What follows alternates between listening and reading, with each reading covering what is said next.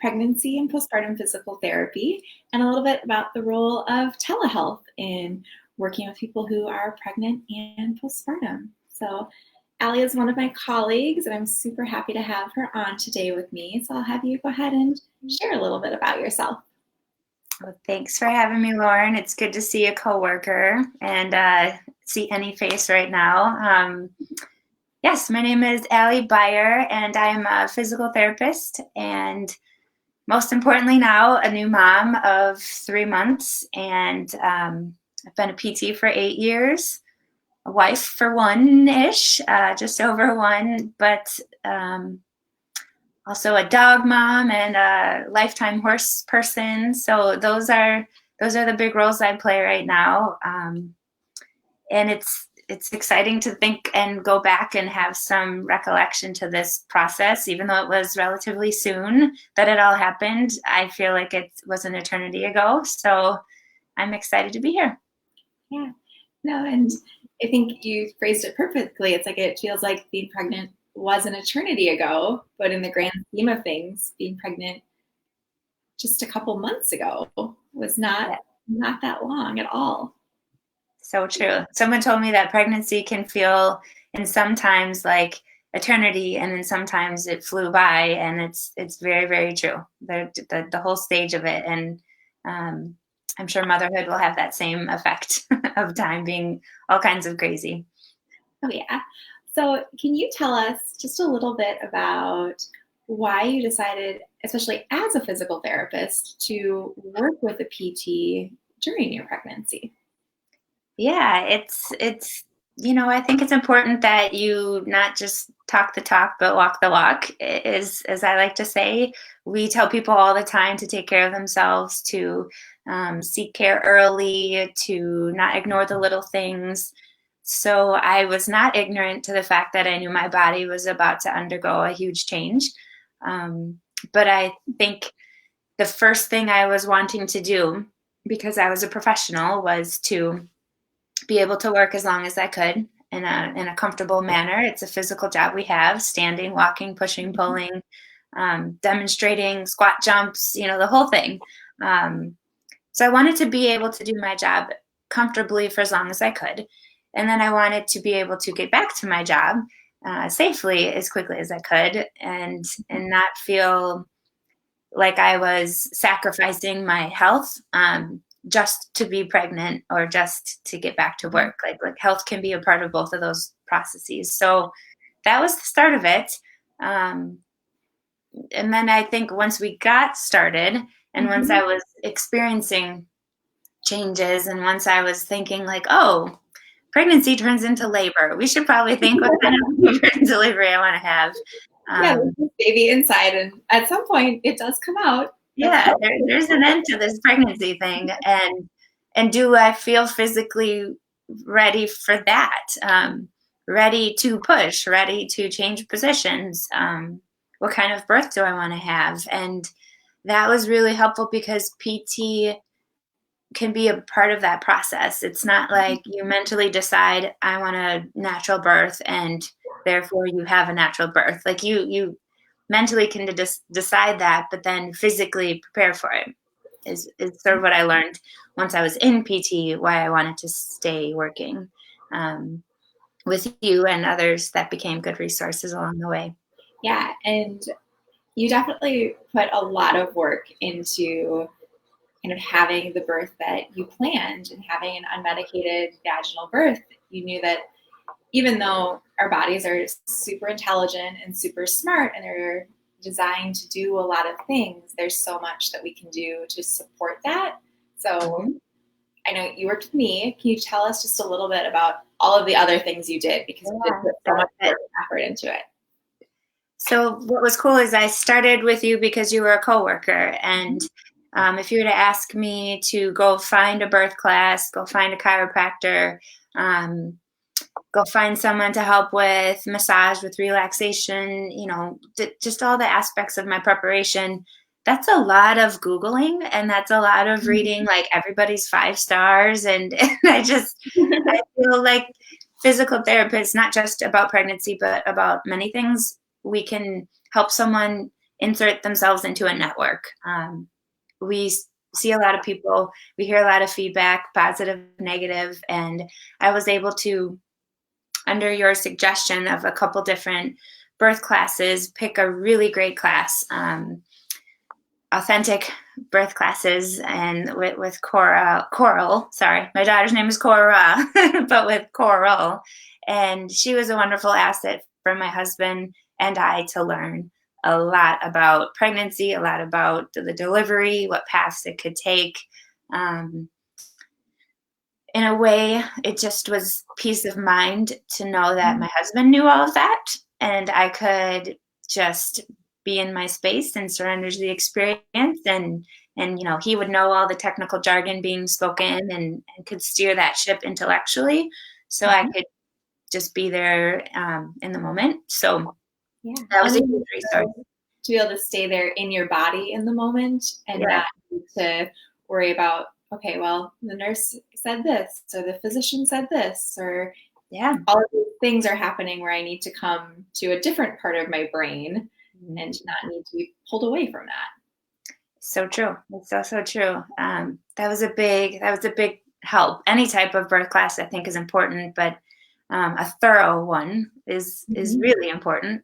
And then we had a sticking point, I guess, with some of my rib mobility, and knowing that chiropractic care could assist. We then brought in Dr. Lauren Zocan of Well Family Chiropractic, and that was really helpful, the partnership of PT and chiropractic. I know you've spoken with her before and have discussed that relationship. I can't attest to it enough.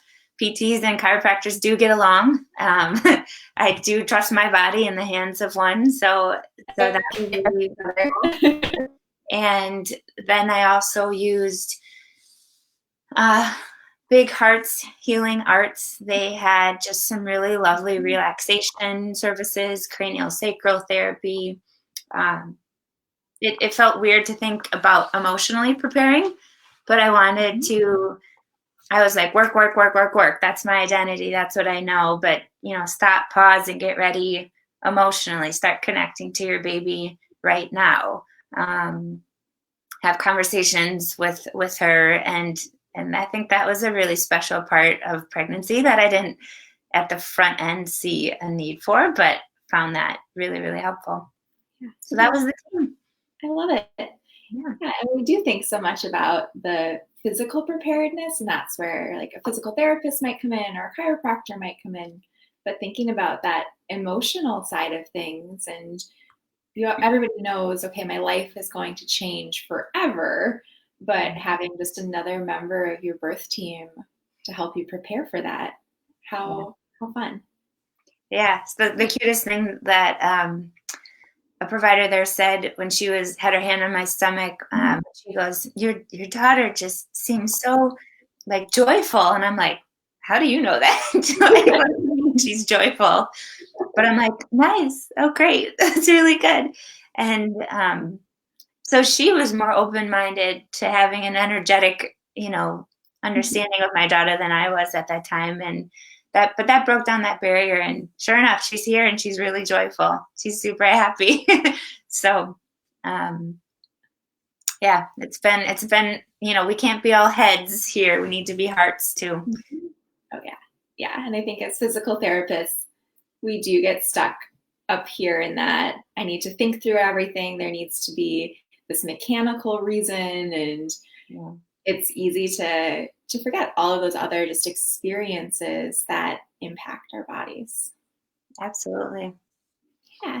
So would you mind sharing with us some of those physical things that you did experience during your pregnancy, and kind of how we used physical therapy as a way to help with that? Yes. So interestingly enough, I think it was pretty close to when I knew I was pregnant. The first thing I knew of was I needed to have my pelvis and my hips as mobile and as ready to work as possible, because right above that, my lower back was about to be kind of stiffened and rendered a little less helpful because of carrying. So I had a chronically tight left hip. I mean, being a horseback rider, your hips are just very muscularly strong, but I'm like, man, I have stretched this thing for decades and I can't like, and I'm a PT. I did everything I could think of. Um, and it was working with you where you're like, hey, you sent me a text on a Sunday night, I think. You said, let me check, remind me to check your sigmoid colon. Like, okay, you go for it, Lauren. You check my sigmoid colon. So with just like real gentle pressure, you went through, and sure enough, we're able to find a spot that right on the front of my left hip that had some tenderness, and you released that restriction of connective tissue around that part of the very end of my intestines, and sure enough, my hip had perfect motion. I didn't stretch. I can tell you that hip has been totally fine ever since. It really, truly has. And that's just amazing to me that you can hit a wall in classic thought, and then something about a pelvic health therapist, you're able to kind of go into some other alternative perspectives. So anyone already in PT or any physical therapist watching this, I mean, just know that these specialists have some really cool perspectives, and we shouldn't feel competitive against that. We should embrace it. And I'm really happy we did that. As I started to grow, I think that's when we turned into more classic preparations, if you will, like extending my fascia. Yeah, and making sure I knew how to use these key important muscles before they got sort of challenged later trimesters, or the pregnancy and delivery itself is a huge physical challenge. So like pretty early, we're like taking inventory, right? Like, do you know how to contract your pelvic floor? Do you know how to relax your pelvic floor? Like, do you know how to use your abdominals correctly? Can you breathe? And so going through that early, to me, was really important, because you learn best when you're not in pain and you are mechanically normal. So that early on was really helpful.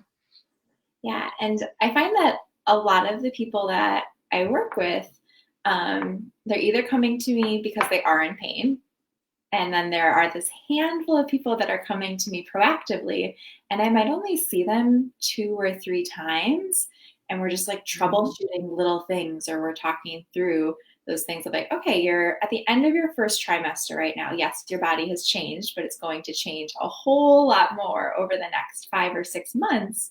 So let's talk about, how do you connect with your pelvic floor muscles? Can you contract them? Can you lengthen them? Because they're going to need to lengthen, I think it's something like 300% their current length to be able to have a baby come out of this part of our bodies. So can you find this muscle group that we otherwise don't really think about unless something isn't going right? Yeah. Can you find your abdominal muscles? Because right now they do just fire, they do just work. That's exactly how they should work and they should function.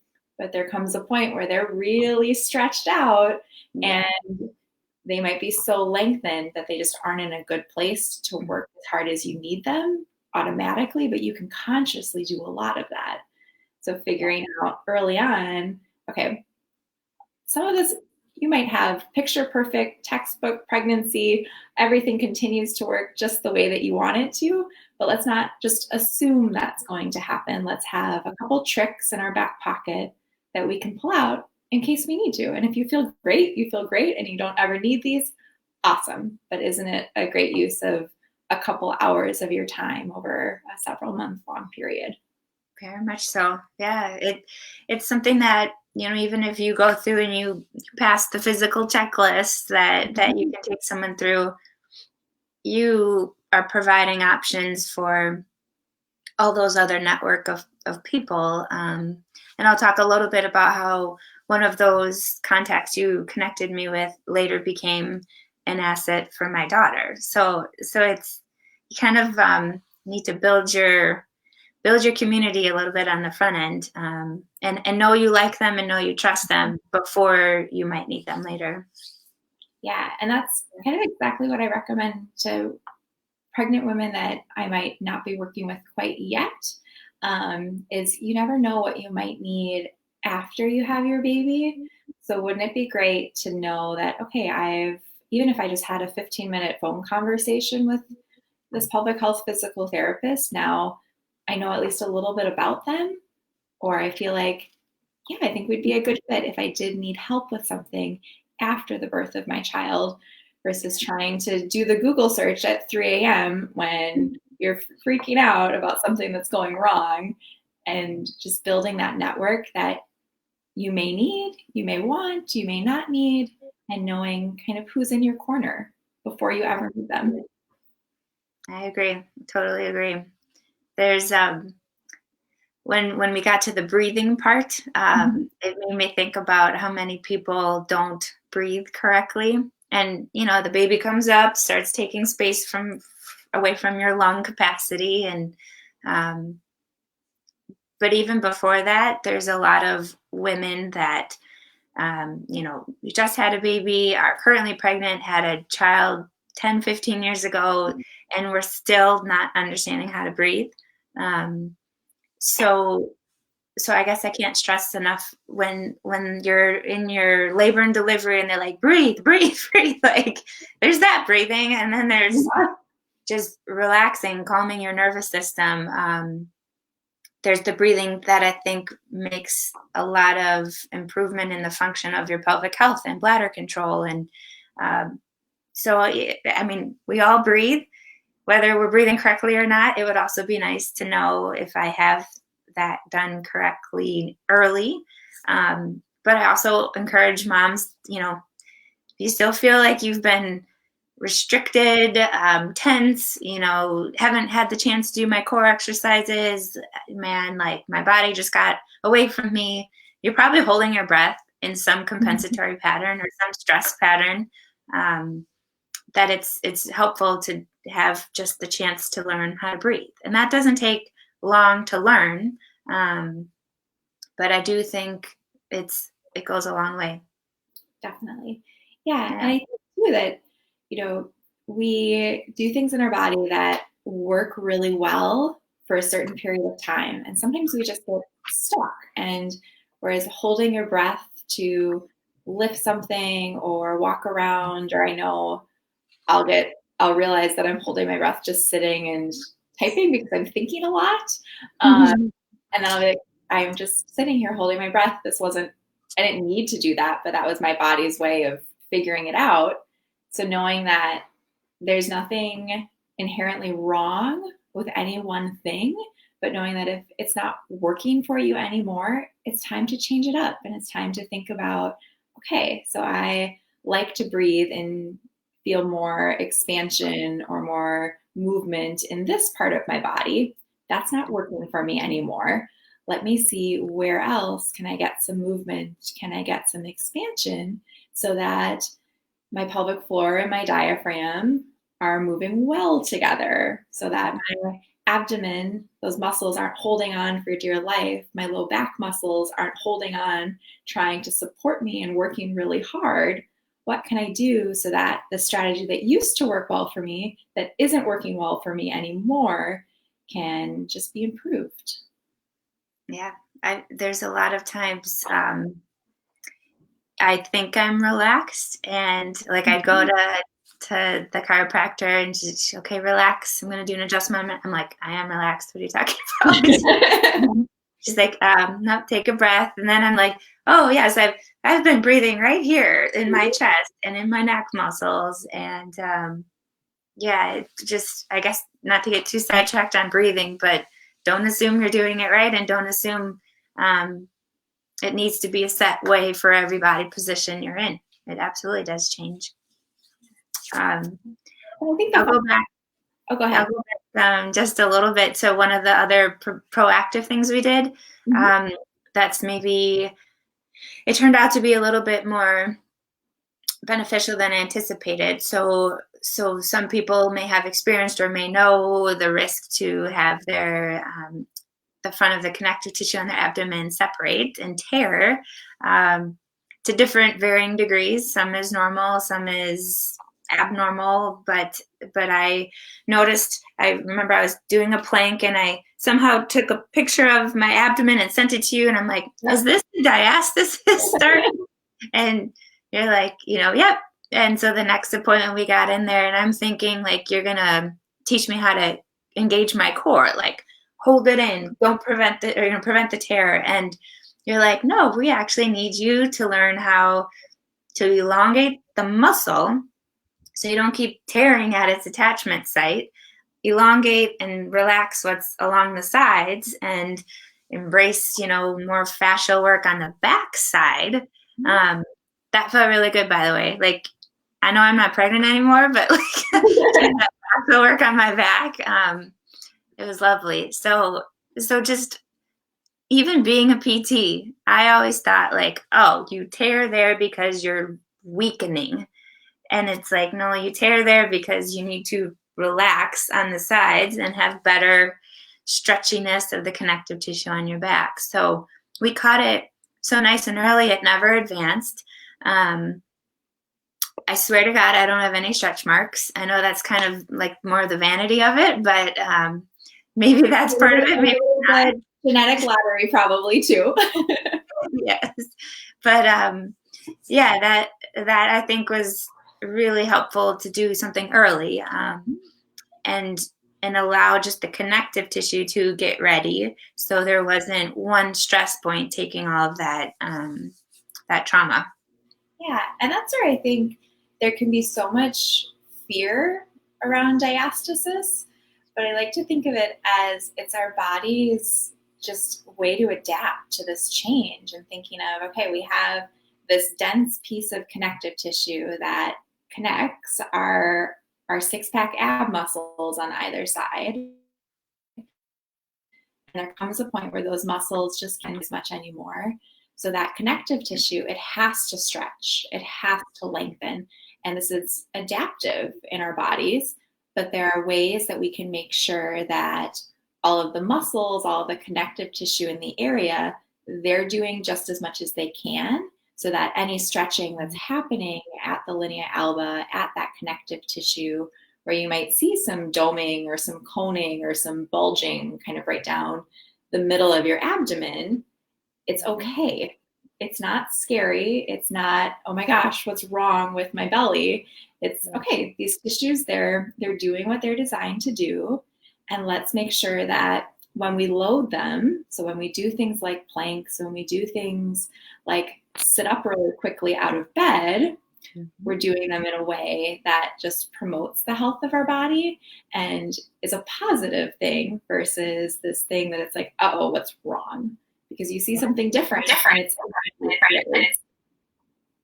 It is, and to just acknowledge that there's fear behind it.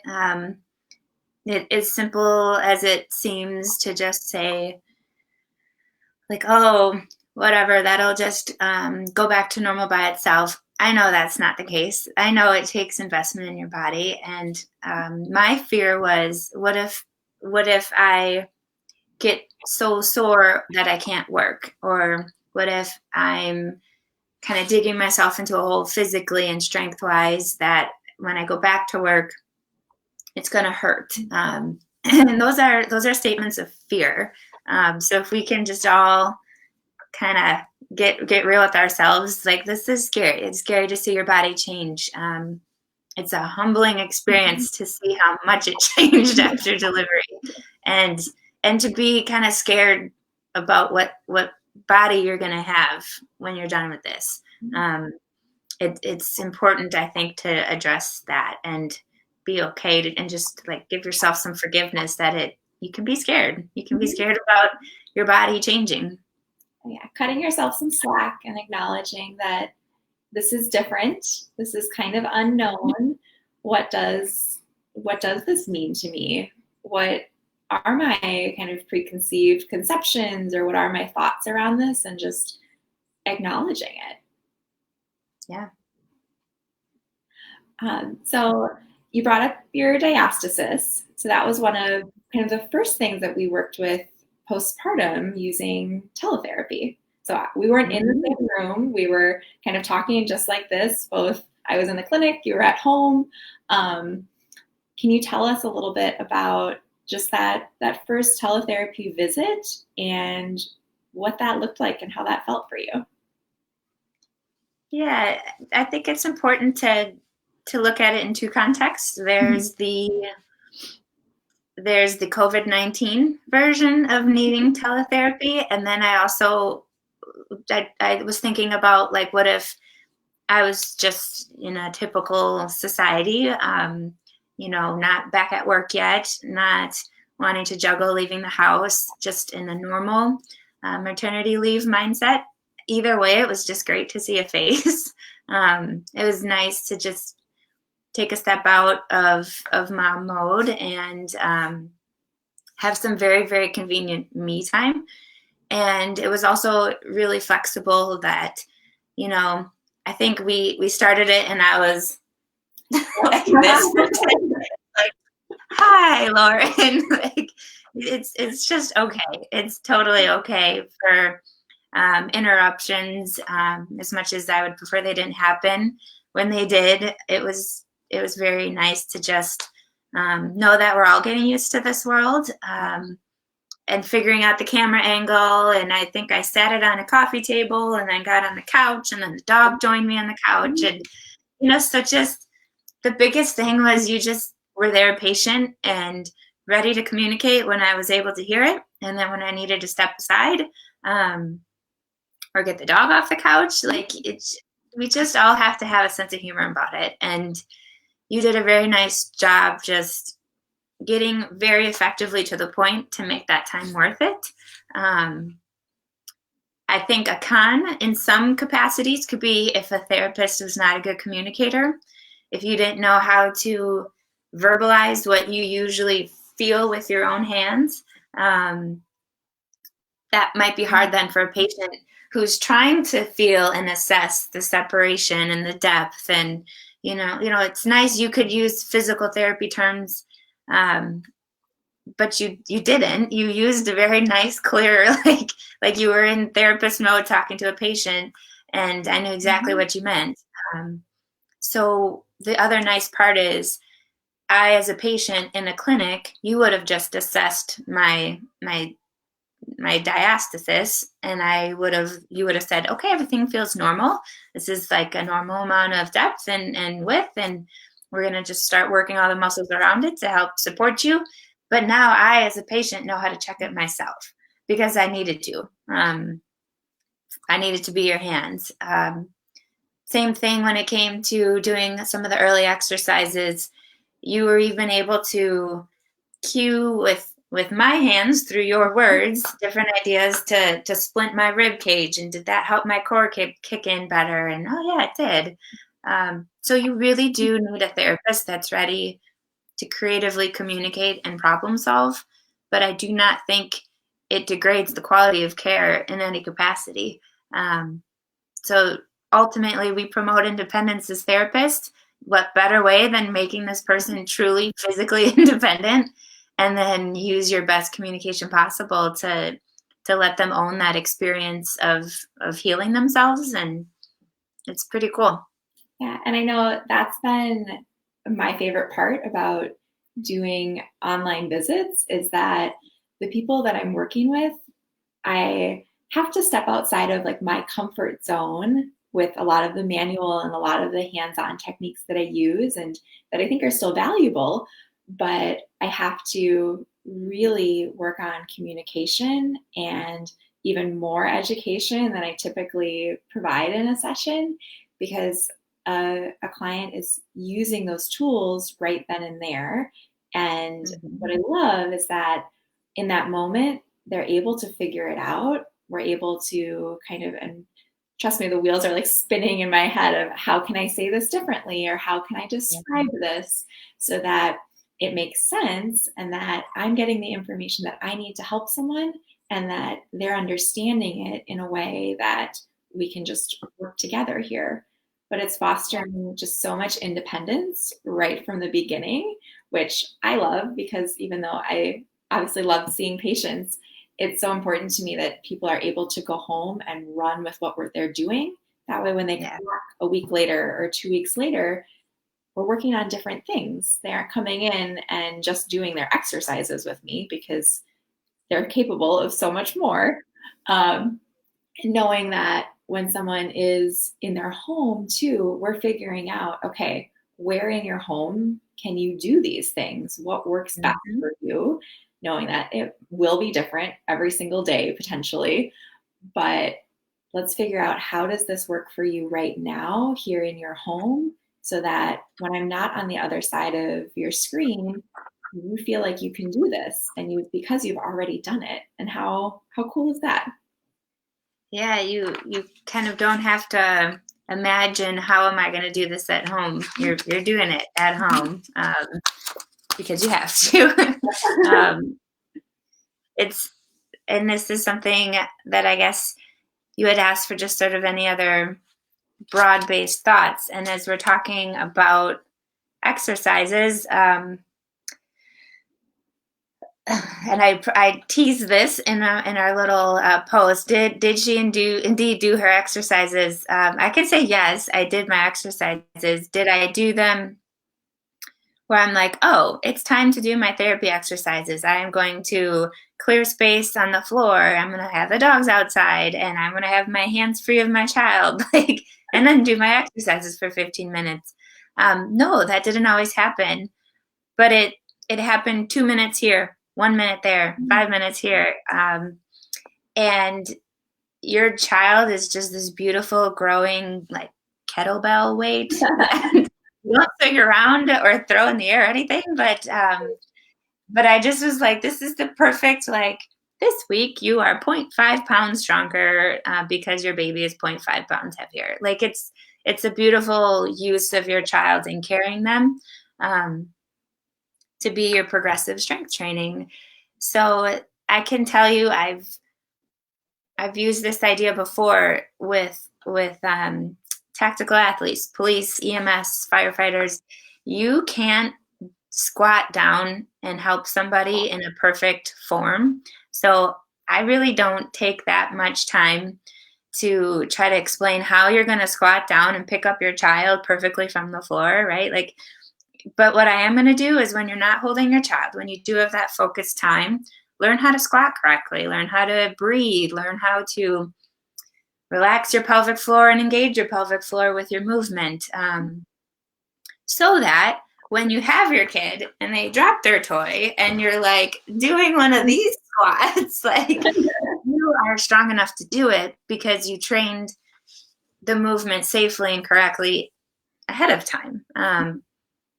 Because that's where I can see a lot of moms, especially as your children get bigger and more wiggly, you're gonna just you're gonna hurt yourself in some capacity with that funky little squat. But when you are hands free, train correctly, engage your core muscles, relax your core muscles when you need to. But I think that it does take some creativity, and just don't think it's not worth it if it's not in one big session. We hear that. I tell that to patients. I'm like, come on, every little bit counts. But even in my head, I'm like, is this really enough? But I can tell you, yes, it is. It totally does add up, and it's the best type of exercise because it's functional. Yeah, and I think you said it perfectly when you said creativity.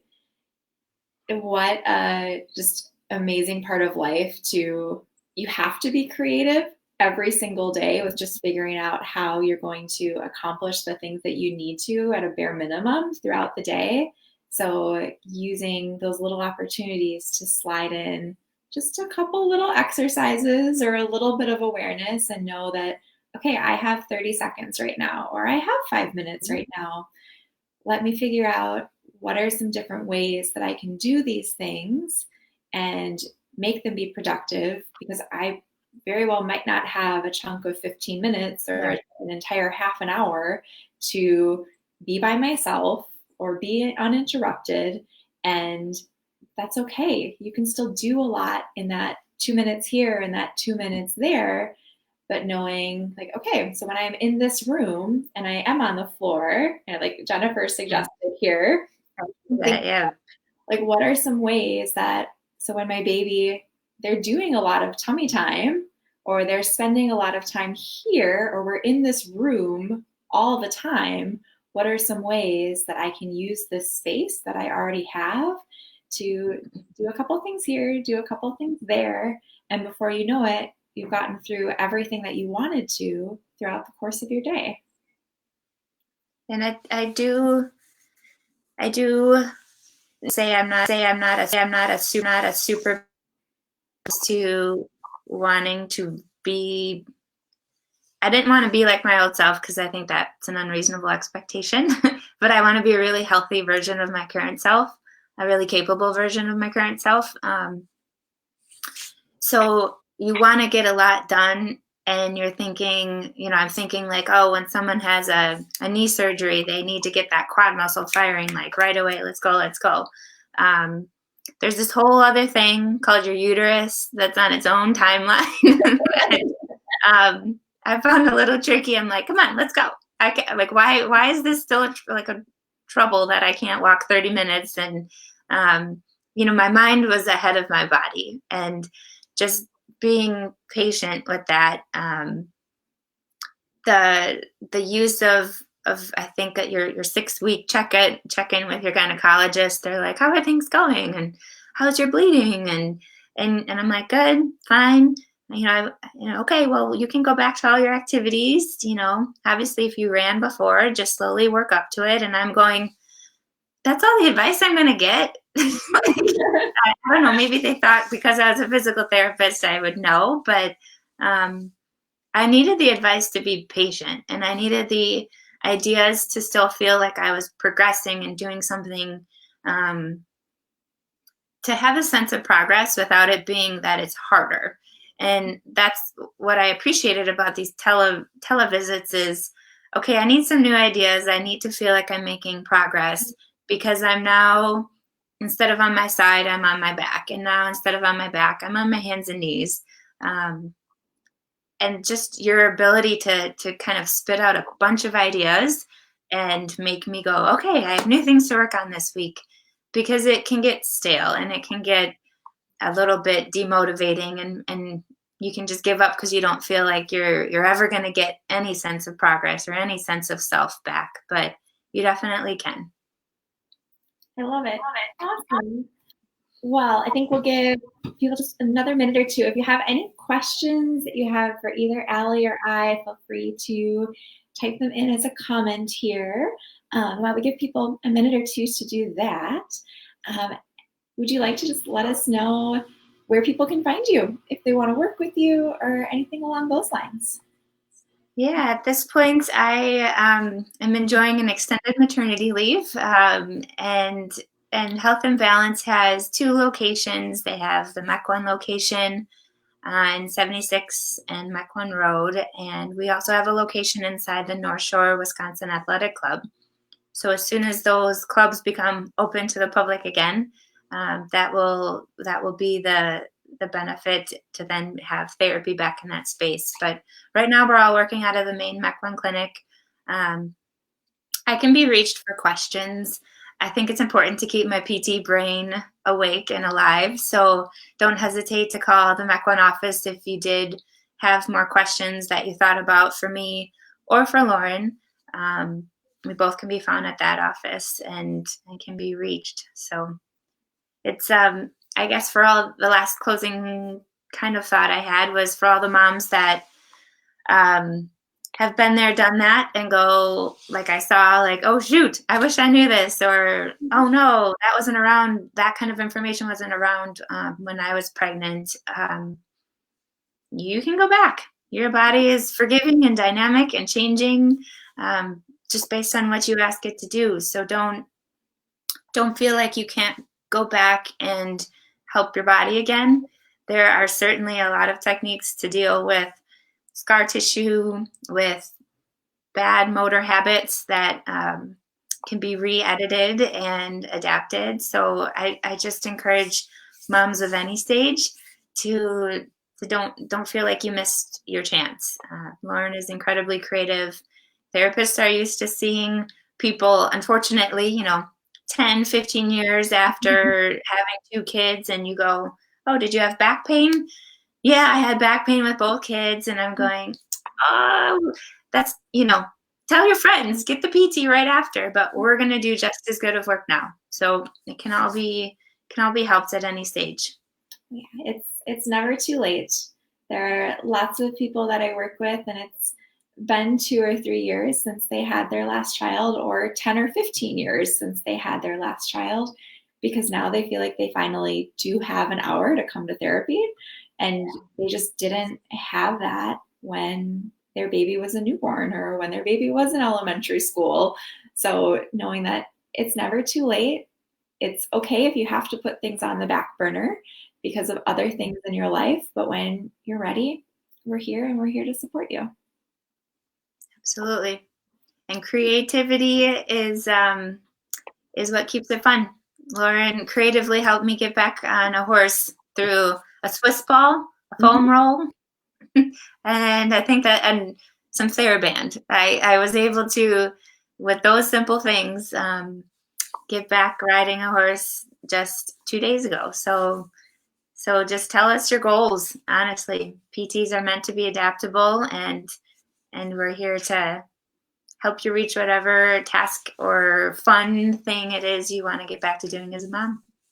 Awesome. Well, thank you so much for hopping online with me today, Allie. It was great to, we've talked, but it's great to hear your perspective. And thank you so much for sharing it with everyone that was online with us this morning and everyone that was watching the video after the fact. So for anyone that is watching this after the fact, feel free to comment with any questions, send us a message. We'd be happy to answer any questions that you have or listen to any thoughts that you have. Happy Mother's Day, everybody. Yes. Happy Mother's Day. Have a great weekend. Take care.